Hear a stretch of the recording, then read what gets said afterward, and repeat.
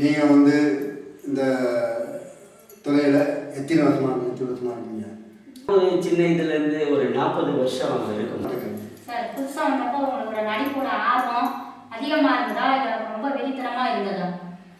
அதிகமாக இருந்தது. போக போக அது வெறித்தனமாக தான் இருந்தது. நடித்தாகணும், நம்ம ஒரு பெரிய ஆளாகணும், நம்ம ஒரு பேருக்கு இன்னைக்கு மின்னல் உதயம் சொல்கிற அளவுக்கு ஒரு நடிகர்னு நீங்களே பேட்டி எடுக்கிறீங்களா, அந்த அளவுக்கு அந்த வெறித்தனம் தான் காரணம்.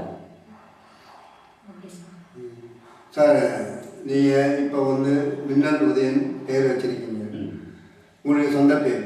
சார் சொன்ன மாதிரி சொந்த பேர் சொந்த ஊர் எது சார்? என்னுடைய சொந்த நான் வந்து சென்னை மூலக்கடை எக்கிஞ்சேரியில் தான் இருக்கேன். ஆனால் என் சொந்த பேர் வந்து உதயகுமார். குமார் யாரும் பேர் உதயகுமார்னு கூடங்க. நான் ஒரு சின்ன சின்ன பத்திரிகையில் வேலை செஞ்சேன். வேலை செய்யும் போது ஃபஸ்ட்டு போய் நான் நின்றுடுவேன். அந்த பத்திரிகையில் ஃபஸ்ட்டு போய் நின்றவுடனே அவங்க என்ன சொல்லுவாங்க, மின்னல் உதயம், இவர் உதயம் ஒருத்தர், இவருக்கு எதனாவது புனைப்பெயர் வைக்கணும், காலையில் சீக்கிரம் வந்துடுற என்ன பேர் வைக்கணும். அதில் இருந்த பாரதி பிரியன்னு சொல்லிட்டு பொறுப்பாசிரியர் அவர் சொன்னாங்க, அவர் உதயகுமார் உதயன் மின்னல் மின்னல் மாதிரி வந்துடுறாரு, மின்னல் உதயம் வச்சிடுறாங்க அப்படின்னு நான் சொன்னேன். அதுலேருந்து மின்னல் உதயன் பேர் வச்சு இப்போ எல்லாருமே அழைக்கிறாங்க. நாங்கள் மின்னல் உதயன் ஆகிட்டேன். சார் மின்னல் உதயன் பேர் வச்சுருக்காங்க, அந்த பேரை வச்சு யாராவது உங்களுக்கு பாராட்டினாங்க? நல்ல கேள்வி. நானே சொல்லணும்னு நினச்சேன். நான் வந்து அரசி சீரியலில் நடிச்சிட்டு இருக்கேன்.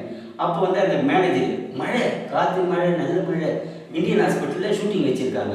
அப்போ நான் ஃபஸ்ட்டு நான் தான் பண்ணுறேன், யாரும் வரல, ஆர்டிஸ்ட்டு வரல, ஜூனியர் ஆர்டிஸ்ட்டு யாருமே வரல. நான் போய் அப்போ இருந்தேன்.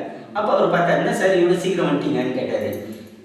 உன் பேர் என்ன அப்படின்னு கேட்டார். சார் பத்திரிகையில் மின்னல் உதயம் வச்சேன். பரப்பா மின்னல் மாதிரி நீ ஃபஸ்ட்டே வந்து இங்கே இருந்துட்டப்பா, பரவாயில்ல, உன் பேருக்கும் அதுக்கும் பொருத்தமாக இருக்குன்னு அந்த இது மேனேஜர் பாராட்டினார். மின்னல் உதயம் பேருக்கு ஏற்ற மாதிரி உதாரணம் கொடுத்தீங்க. அதே மாதிரி எங்கள் மீடியாவுக்கும் பேட்டி கொடுத்ததுக்கு ரொம்ப நன்றி சார். ஓகே, நேரங்களே